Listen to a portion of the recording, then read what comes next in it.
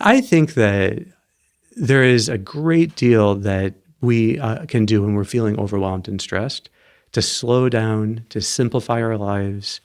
And that is, in fact, I think the main challenge we often face. Just like I think the number one missed opportunity for growth is we sit down and we just start working without pausing for a moment, slowing down and asking ourselves, how could I do this in a new and better way? How could this bring out my best? Before we get started, if you enjoy these episodes, you might want to check out more at OptimalWork.com.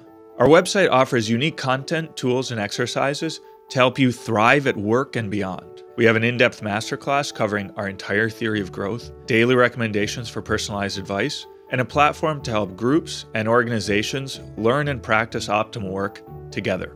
You can get a free trial at OptimalWork.com. Now let's start the episode.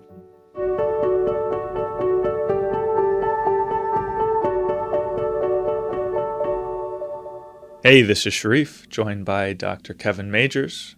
Kevin, good to be here with you again. Hey, Sharif, great to be back.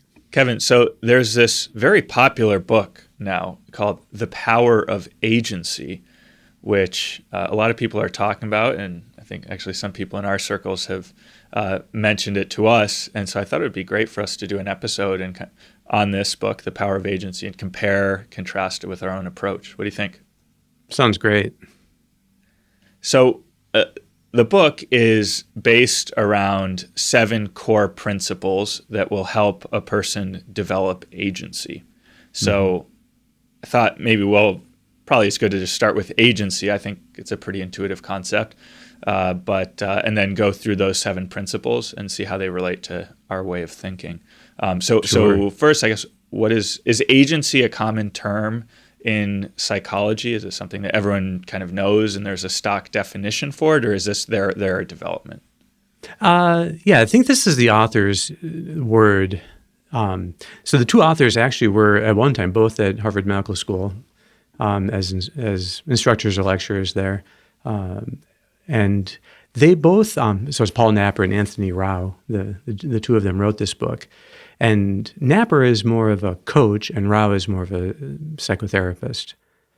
Their idea of agency is the answer to being overwhelmed.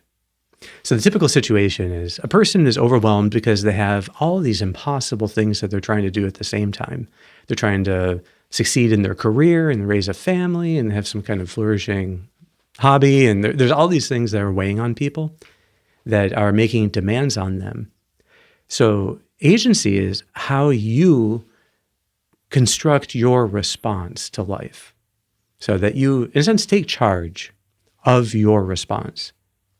So I think what they're most concerned about is how the moments when we're overwhelmed can lead us to be just working automatically, kind of not deliberating before we do things. So they're very big into deliberation and its many forms. But then they're also big into trying to adjust your life so that it overwhelms you less. So I think it's an interesting way of thinking about being overwhelmed that may be different than the way we think of it. But at the same time, anything that helps people to slow down and to think about how can I craft my own approach to the challenges I'm facing, I think is very close to what we try to do. Mm-hmm. Yeah, as you described it, it reminded me of, I think at some point in the masterclass, you say that if you could boil down our approach to one thing, or if there's one element that makes a difference, it's about going from an external locus of challenge to an internal locus of challenge. So am I being passively challenged by things outside, or am I actively challenging myself? Now, one thing that seemed to be lacking was that when we help people to challenge themselves, it's typically according to ideals. So it's what's the pattern for my behavior, or what do I most want my behaviors to be like, as opposed to, it sounds like here they're talking about when you take control or when you exercise agency, it's about crafting your situation and your circumstances, not so much your actions and living according to your ideals. Is that a fair distinction to draw? Yeah, I think that that is a big difference. But I would say that when people are overwhelmed, you could try to only focus on the externalities and try to change those. Or you can focus on the internal, like controlling what you can control, what's inside of you. So I think what the authors are trying to do is move people toward the internal. But it's true, though, that I don't think that the idea, what exactly is the image of flourishing, which ideals are the answer to that they provide us with the image of flourishing in every challenge. That may not be in their formulation. So it's interesting to see how far can you help people to deal with being overwhelmed, to actually be in control of your life again, to be actively challenging yourself. How far can you do that without ideals? And maybe that's the way of approaching the power of agency. In many ways, it seems to me like it is part of a movement in positive psychology. So positive psychology the most famous name is Martin Seligman. So to think of his stuff on learned optimism, and he's the one who did the original studies on learned helplessness, which is like an idea that factors a lot into the book, The Power of Agency. Well, positive psychology, in a way, tried to look at all the virtues that they could think of, just list them out. And then let's start looking at these positive qualities in people. Well, in fact, there's some misgiving I have with positive psychology, because it typically is a way of how do you get all the benefits of being a person of faith without faith? That's, in a sense, the question of positive psychology. So then they come up with gratitude, and confidence and fortitude, and a great list of virtues.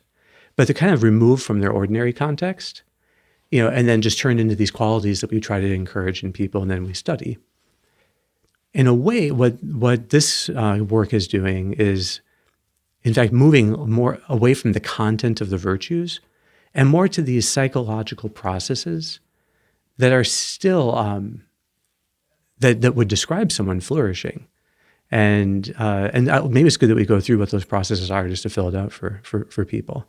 But the idea is that if you do these processes, there are general things you can do that will always let you flourish in the face of being overwhelmed, right? So the number one thing they talk about, the first of their points, is to limit stimuli. That if you're constantly being bombarded with messages and with noise and demands, that you have to find a way to set a perimeter around yourself. So when you go to work, to decrease the number of things vying for your attention at any moment. And they also talk about monotasking, the importance of doing one thing at a time. So as far as that goes, I think they're exactly something. This is what we talk about all the time in Optimal Work. The essential things of doing a golden hour. One is that you set a perimeter around yourself. And the other is that you have just the steps of one task that you're going to be working through. And that idea is really crucial to crafting anything that you're about to do. To craft it is it's essentially to limit stimuli. So this is, as far as you can, this is the one thing I'm going to be attending to. So I think that's very positive. And goes a long way in helping people to be less overwhelmed. So to take any challenge you're facing, the way we normally approach it in Optimal Work is, okay, what are all the priorities that seem to be vying for the first place? Let's list those out. And then you choose the first one and you break it into a series of steps that you're going to use to go through it. Well, in a way, that's limiting stimuli. So there are fewer things vying for you. You put the first thing first, and now you work through it step by step. So I think as far as that goes, there's a lot of overlap between what they talk about in the book and then what we talk about. So we can go through the other steps as well. I don't know if you have any questions on that before we do. Yeah, so limit stimuli, control stimuli. Are we thinking I recently read that Sertalon's The Intellectual Life, and he talks about the need to kind of be focused in terms of your life goals and kind of what's important in your life. So is this looking at it from the macro level or the micro level or both? Yeah, I think it would be both. That because there's a sense here of distinguishing what is important from what is urgent, making sure that you are making time for what's important and working on it step by step. So, yeah, I think controlling stimuli in a way is how you, it's like set the stage in the beginning for any kind of flourishing. That if, as long as you're dissipated and distracted and multitasking, you're not going to be able to deal with being overwhelmed. So at least as a gatekeeper, you have to deal with the stimuli and do what you can to limit it to not be overwhelmed. And I think that's a very good point. Before we continue, a brief message. If you're benefiting from these discussions, please take a moment to hit like and subscribe. Doing so helps us to reach more people.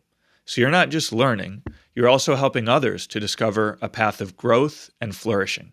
Thanks for your support. That sounds good for the first principle. Right. So the second one being associate. Well, I'm going to skip the second one. I'll just say the third one, which is move your body. Okay. Okay, which I think is totally uncontroversial. And that's where they go through the benefits of exercise and of movement in the course of work. And there are interesting things that there are evidence that in some types of learning, people do better when they're moving if they learn it. The Chinese study with people who are learning English, they had better recall if they were, I think it was cycling while they're doing the learning rather than just stationary. Now, they also are into, I guess yoga comes under this and other forms of movement, and they're very big into being immersed regularly in nature.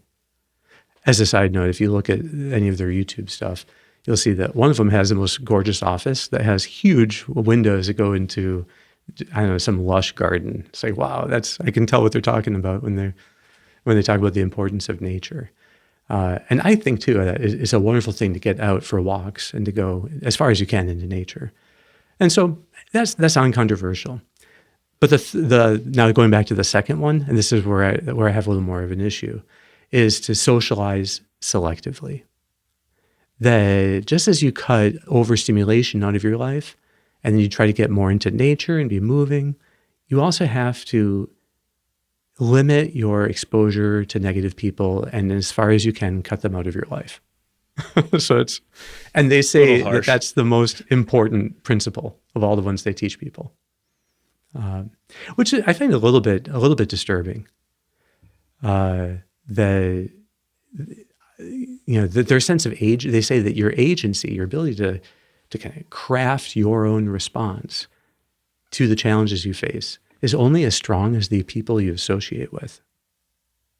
So, I think that's what would make me pause about being able to recommend this approach wholeheartedly. That there's some way that bonds are not really understood.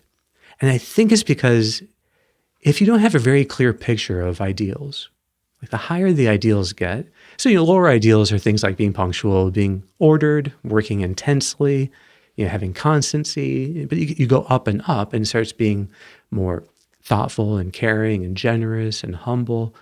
Well, the higher ideals are all about bonds. That in fact, you need bonds in your life to live those highest ideals. That in some way, the bond is the setting for the ideal. I can't think of any situation in which the best response is, unless someone is like dangerous or abusive, where you really should be taking a tally of people in your life and then nixing the negatives.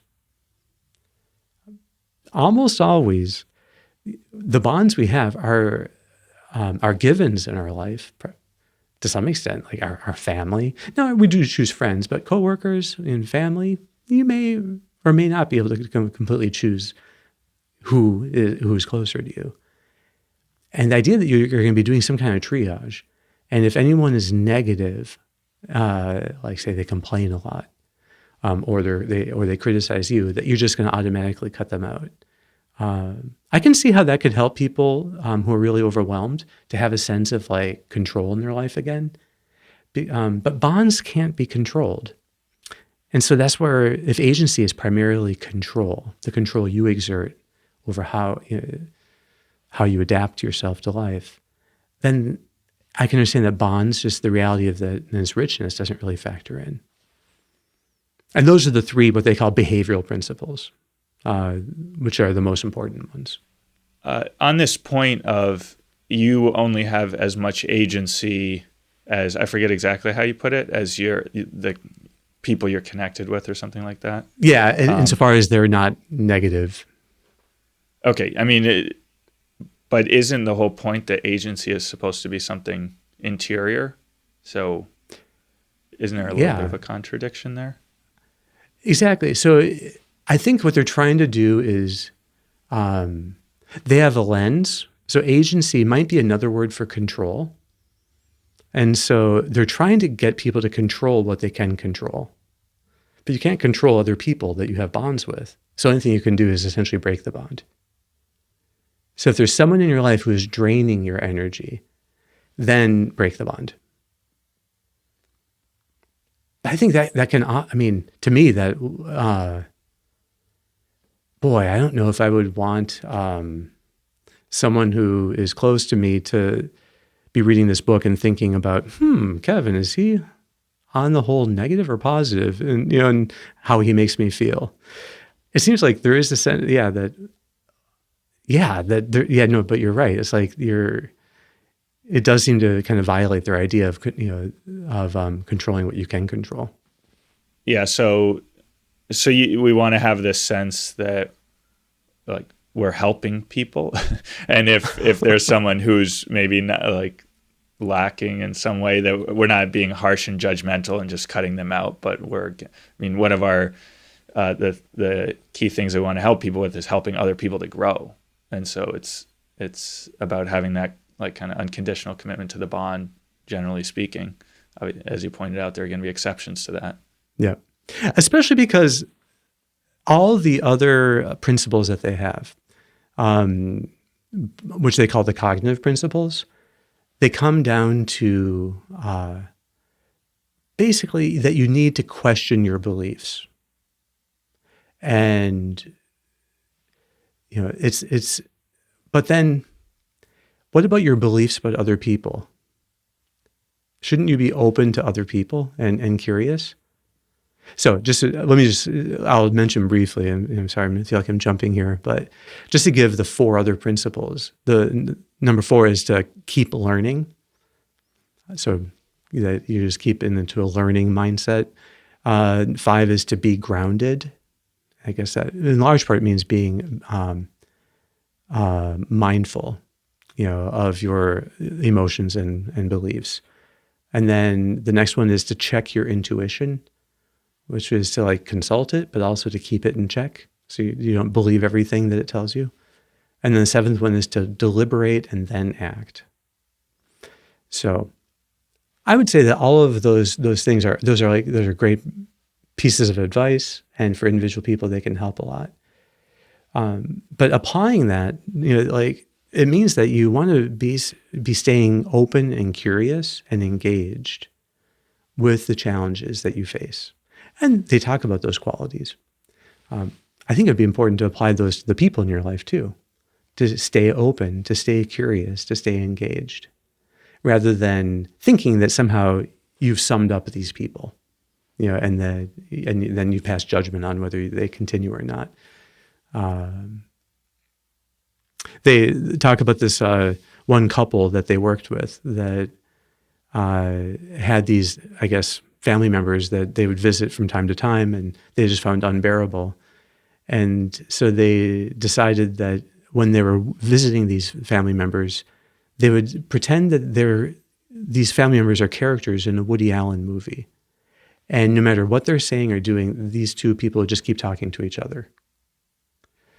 But I just saw problems with that, though. It seems to be like a fixed belief about other people, like as if other people are unable to change. And I think that in general, I'm very optimistic that people are generally trying to have bonds, and people want meaningful relationships with others, and that these bonds can bring out our best.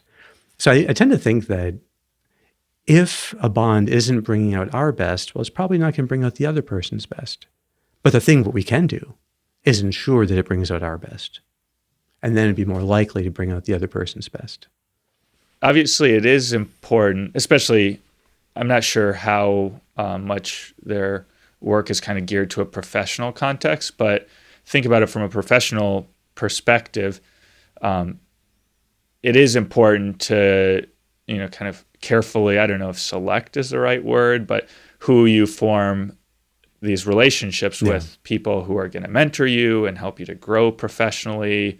And then I think that applies to a large extent in life as well. So there is a sense that you want to, even if you're not maybe breaking the bonds with people that you deem, I don't know, unworthy or something like that, but you would agree that you want to be cultivating relationships with people who are very good influences on you and can really help you to Absolutely. grow and so forth, right?